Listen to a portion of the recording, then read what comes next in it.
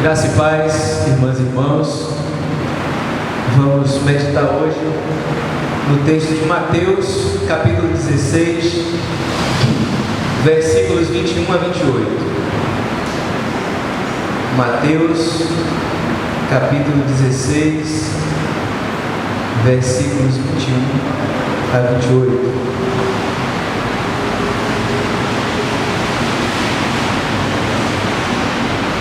Que é uma continuação do texto do domingo passado. Diz assim: e Jesus começou a mostrar aos seus discípulos que devia ir a Jerusalém e sofrer muito da parte dos anciãos, dos chefes dos sacerdotes e dos doutores da lei, e que devia ser morto e ressuscitar o terceiro dia. Então Pedro levou Jesus para um lado e o repreendeu, dizendo: Deus não permita tal coisa, Senhor, que isso nunca te aconteça. Jesus, porém, voltou-se para Pedro e disse: fique longe de mim, Satanás, você é uma pedra de tropeço para mim, porque não pensa as coisas de Deus, mas as coisas dos homens. Então Jesus disse aos discípulos: se alguém quer me seguir, renuncie a si mesmo, tome a sua cruz e me siga. Pois quem quiser salvar a sua vida, vai perdê-la. Mas quem perde a sua vida por causa de mim, vai encontrá-la. Com efeito, que adianta ao homem ganhar o mundo inteiro, mas perder a sua vida? O que um homem pode dar em troca da sua vida? Porque o Filho do Homem virá na glória do seu Pai, com os seus anjos, e então retribuirá a cada um de acordo com a própria conduta.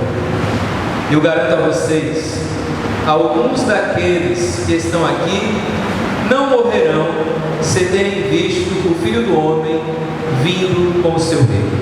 Amém.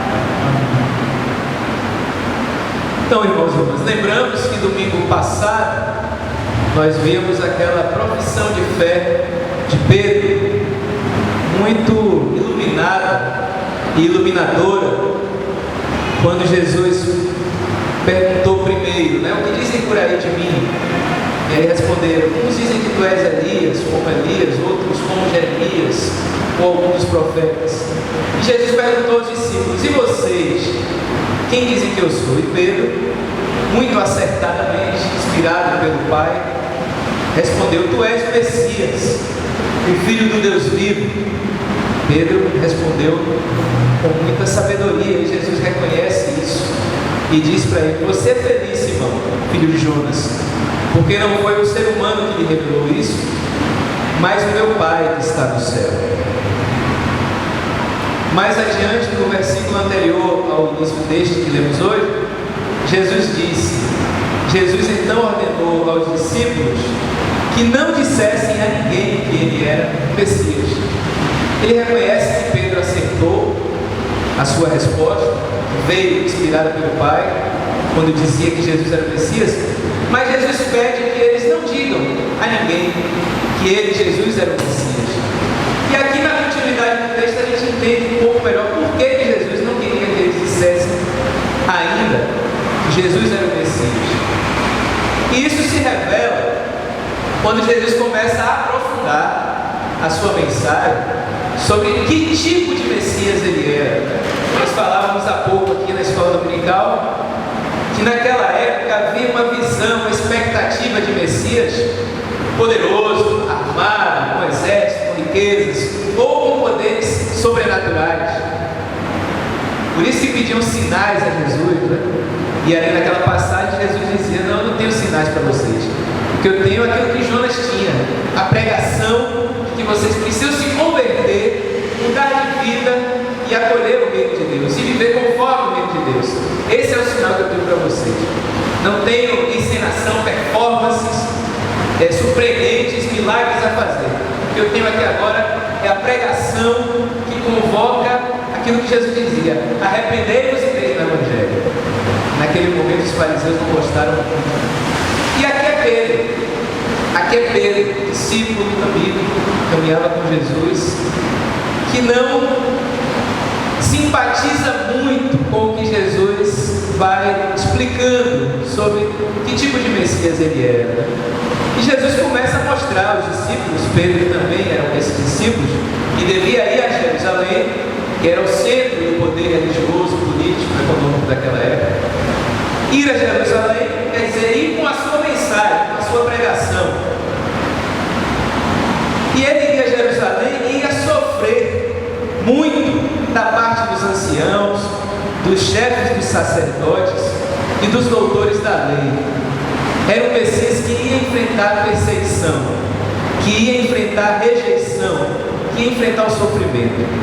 E não só isso, Jesus vai mais além, vai adiante e diz que deveria ser morto e ressuscitar no terceiro dia. Essa mensagem de Jesus sobre o tipo de Messias que ele era não foi bem aceita por Pedro.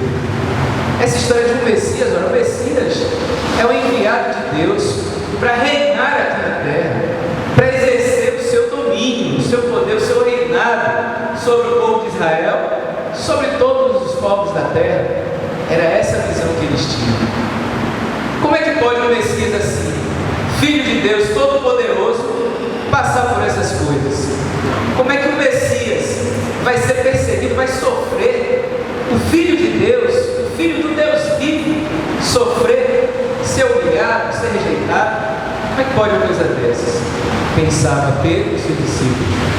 E não só sofrer e ser perseguido, como enfrentar a morte. Jesus não detalha aqui, mas adiante ele vai explicar que era morte de cruz. Como é que pode o Messias Todo-Poderoso enfrentar uma realidade de total despojamento de poder? Porque o Cristo crucificado é a ausência de poder. É um rei despojado, sem coroa, quer dizer, com a coroa de espinhos, sem exércitos, sem armas, sem pompa, sem nada disso que se esperava do Messias. Pensando dessa forma, é que o Pedro chama Jesus no canto, levou para o lado, levou no canto e repreendeu. Jesus, como é que pode se falar uma coisa dessa? Deus não permite tal coisa. Tu és o nosso Messias, o Filho do Deus vivo, o Todo-Poderoso, o Filho do Todo-Poderoso. Como é que podes tu enfrentar humilhação, sofrimento e morte? Isso não cabe a ti. Dizia Pedro a Jesus quando o repreendeu, que isso nunca te aconteça. Jesus, porém, voltou-se para Pedro e disse: fique longe de mim, Satanás. Você é uma pedra de tropeço para mim. Duro, né? Você é uma pedra de tropeço para mim, porque não pensa as coisas de Deus, mas as coisas dos homens. Dura a palavra de Jesus, dura e profunda e reveladora. Jesus aí está revelando a Pedro que, diferente do que ele esperava, os discípulos esperavam, o povo esperava, ele era um Messias não segundo o pensamento e as expectativas, as coisas dos homens, mas ele era um Messias segundo as coisas de Deus. E esse Deus que Jesus revelava não era o Deus que muitas vezes foi comunicado pelo cristianismo ao longo da sua história. Não era o Deus das armas das cruzadas, que ocupavam os países e dominavam e perseguiam as pessoas de outras religiões. Não era o cristianismo que chegou para escravizar, para matar os indígenas no Brasil e escravizar o povo negro no Brasil da África. Isso não era de acordo com a mensagem de Jesus. Não era esse tipo de Messias que Jesus encarnou. Não era o Messias do nosso tempo, de quem diz que Jesus apoiava o uso de armas. Que para Jesus é possível, é admissível agredir pessoas de outras religiões ou queimar espaços sagrados de outras religiões. Não é esse o Messias que Jesus era, e nem é este o Deus que Jesus revelava. Jesus, estranhamente para eles, e às vezes até para nós hoje, ele não é o Messias do poder. Jesus não era o Messias do poder. como alguns falsos messias se apresentam por aí, dizendo que a solução das coisas é pelas armas, é pela força, é pelo autoritarismo, é pela imposição e pela injustiça. Não. O Messias que Jesus era e o Deus que Jesus revelava não era o Deus do poder da dominação, mas era o Deus do serviço. Era o Deus do serviço. Era o Deus do servir. Por isso que Jesus, em outra passagem, diz: eu não vim para ser servido, eu vim para servir da vida em resgate de muitos. Esse era o Deus que Jesus revelava, o Deus do servir, o Deus não do dominar, mas o Deus do amar, do cuidar, do partilhar. Era esse Deus que Jesus revelava, estranhamente, porque as expectativas ontem como hoje são outras. Muitas vezes nós esperamos um Todo-Poderoso que chegue abafando, que chegue fazendo e acontecendo, que chegue de forma pomposa, de uma forma extraordinária, com expressões de poder, fazendo sinais e curas e outras coisas mais. Mas Jesus não veio dessa forma, e não é esse o Deus que Jesus revela. Não é o Deus pirotécnico, de coisas fabulosas que surpreendem pela força, pela performance. Não. É o Deus que se revela na simplicidade, no serviço, no amor, na partilha, na paz desarmada. Esse é o primeiro momento aí do texto, dessa dissonância, desse desconcerto, em que Jesus vai: não fale ainda que eu sou o Messias, porque vocês ainda não entenderam que o Messias sou eu. E aqui Jesus começa a aprofundar e começa a lidar com os estranhamentos dos discípulos, com as incompreensões dos discípulos. E Jesus aprofunda mais um pouco quando ele diz que se alguém quer seguir a ele, renuncie a si mesmo, tome a sua cruz e me siga. Pois quem quiser salvar a sua vida, vai perdê-la. Mas quem perde a sua vida por causa de mim, Jesus, vai encontrá-la. Com efeito, que adianta o homem ganhar o mundo inteiro, mas perder a sua vida, perder a sua alma, em algumas traduções? O que um homem pode dar em troca de sua vida? Jesus vai aprofundando esse sentido do seu ser Messias e diz que o seguir a Ele, assim como uma caminhada dele próprio, implica enfrentar as durezas da vida, implica enfrentar a cruz, as cruzes que nós enfrentamos e encontramos ao longo da existência. E aí Jesus diz: diante do sofrimento, diante do que pode nos ameaçar, diante da cruz, diante das durezas da vida, sigam a mim, enfrentem a cruz e me sigam. Não fujam das durezas da vida. Não pensem que a solução diante das aflições, das durezas, das dificuldades, das cruzes da vida é fugir ou querer evitá-las, ou querer contorná-las por caminhos mais fáceis ou mais confortáveis. Não. Jesus nos convida a perceber que seguir a Ele tem a ver com aquilo que o Milton Nascimento dizia quando na sua música ele falava: nada a temer senão o correr da luta. Nada a temer senão o correr da luta. O que a gente precisa temer é fugir das lutas. Nada a fazer senão esquecer o medo. Então é esse convite que Jesus nos faz. Não tenham medo. Em outra passagem: não tenham medo, eu venci o mundo. No mundo tereis aflição, mas tem de bom ânimo. Eu venci o mundo e vocês estão comigo, eu estou com vocês. Diante das durezas da vida, nos apegarmos a Jesus e segui-lo. Não pelo caminho fácil, da porta lá, do caminho lá, que às vezes pode até parecer mais seguro, mas que não é o caminho da vida. Às vezes é o caminho da indiferença, às vezes é o caminho da autodestruição, ainda que pareça ser mais confortável, até mais prazeroso. Mas Jesus nos convida a caminhar pelo caminho estreito, a enfrentar as durezas e as cruzes, seguindo, sendo fiel aos seus passos.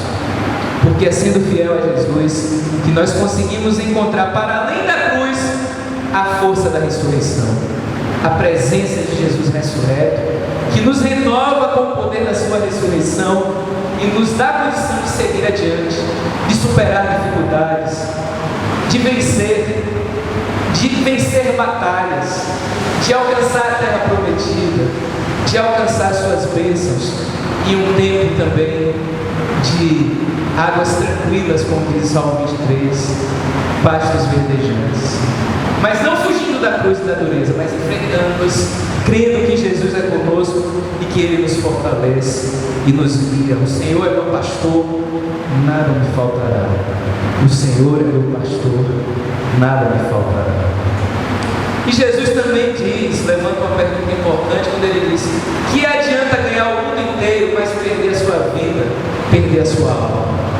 Enfrentar a cruz e seguir a Jesus é ser fiel a Jesus, ser fiel aos seus ensinamentos, ser fiel aos seus princípios. E ser fiel aos princípios e ensinamentos de Jesus é muito melhor do que ganhar o mundo inteiro. Isso não é tão óbvio. Muitas vezes foi uma tentação colocada para Jesus, né? O diabo ali no deserto com Jesus: olha, eu posso te dar todos os reinos da terra, todos os reinos inteiros serão seus se você se dobrar e me adorar. E Jesus diz: aparta-te de mim, Satanás, aparta-te de mim, Satanás, porque só adorarás ao Senhor teu Deus. Então, mais importante que resultados é sermos fiéis aos princípios de Jesus.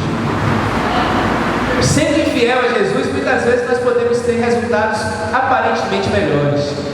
Muitas vezes as pessoas conseguem mais dinheiro, sendo infiéis aos valores de integridade do reino de Deus. Podem conseguir mais dinheiro, podem conseguir mais fama, podem conseguir mais poder político, podem conseguir mais poder religioso, podem conseguir aquilo que querem, se vendendo. Mas não é esse o caminho que Jesus nos chama a fazer. E não é isso que Jesus nos chama a ter como prioridade. Nossas prioridades não devem ser resultados conforme os valores deste mundo, usando o termo bíblico. O mais importante não é ter resultados, lucros, aparentemente impressionantes. O mais importante que resultados é sermos fiéis aos princípios do reino de Deus. Isso pode implicar, às vezes, perdas, mas é melhor perder com Jesus que ganhar sem Ele. É melhor perder com Jesus do que ganhar sem Ele, porque amar muitas vezes é perder. Amar é perder segundo o nosso egoísmo, segundo os nossos interesses, segundo os nossos desejos, para ganhar não conforme nós mesmos, mas conforme os valores de Jesus e do seu reino. Por isso que Ele diz: quem quiser ganhar a sua vida, vai perdê-la. Esse perder a vida é perder segundo a nossa visão egoísta, é segundo os nossos interesses, é segundo pensar a vida segundo o nosso umbigo, o que é melhor para mim, o que é melhor para mim. Quem não perder a vida nesse sentido, não vai ganhá-la por causa de Jesus. Porque para ganhá-la conforme Jesus, é preciso perdê-la enquanto uma pessoa que prioriza si mesmo. Nosso egoísmo precisa perder para que Jesus em nós prevaleça, para que a vitória do Rei aconteça. Fidelidade é mais importante que resultados, meus irmãos. E o caminho é mais importante que a chegada. Mais importante que uma determinada chegada, que um determinado objetivo, que às vezes as pessoas até existe aquela ideia, né? Os fins justificam os meios. Para chegar a um determinado fim, vale tudo, mas eu chego onde eu quero. Isso aí é uma derrota para o reino de Deus. Isso é derrota para Jesus. Isso é perder a sua alma, é perder a sua vida, mesmo que ganhe o mundo inteiro, mesmo que você alcance o seu objetivo. Porque para Jesus não existe essa história de fins justificam os meios. O que é importante para Jesus é, mesmo que você não alcance dado objetivo, ou alguma coisa que lhe interessa, ou alguma meta que você tem, se você for fiel a Jesus, isso é o mais importante. Porque perder com Jesus é vida, e ganhar com Jesus é morte. Mesmo que seja uma abundância de riquezas e poder, mesmo que seja satisfazendo os nossos egoísmos. E é isso que Jesus nos chama a refletir quando diz que adianta o homem ganhar o mundo inteiro, mas perder a sua vida segundo os valores de Jesus, os valores do reino de Deus. Porque são esses valores que prevalecem, são esses valores que são o caminho da vida, o estreito caminho da vida, o estreito caminho da salvação. E as nossas vivências aqui agora vão repercutir na eternidade. É isso que sinaliza o final do texto, quando ele diz: garanto a vocês, alguns daqueles que estão aqui não morrerão sem terem visto a vida do reino de Deus. Mas antes ele diz: porque o Filho do Homem virá na glória do seu Pai com seus anjos, e então retribuirá a cada um de acordo com a própria conduta. Essa decisão final de Jesus tem a ver com as nossas vivências aqui e agora, e com a nossa vivência conforme a vontade de Jesus, mesmo que seja o caminho estreito, mesmo que não seja ganhar o mundo inteiro, mas é ganhar a vida no seu sentido verdadeiro e profundo, segundo o amor e a justiça do nosso Deus. Possamos a cada dia reconhecer melhor que Messias é esse que é Jesus. Messias não do poder, mas o Messias do servir, do amar. Possamos enfrentar as nossas cruzes também com Jesus, seguindo a Jesus. Porque as cruzes muitas vezes são com o cuidado cotidiano de alguém, com enfrentar uma luta cotidiana. E Jesus é conosco aí. Não fujamos. Possamos enfrentar com Jesus, sendo fiel a Ele, porque com Ele alcançaremos também o sentido da ressurreição e da vitória da vida. Que possamos sempre também ser fiéis. Mais importante do que resultados é sermos fiéis.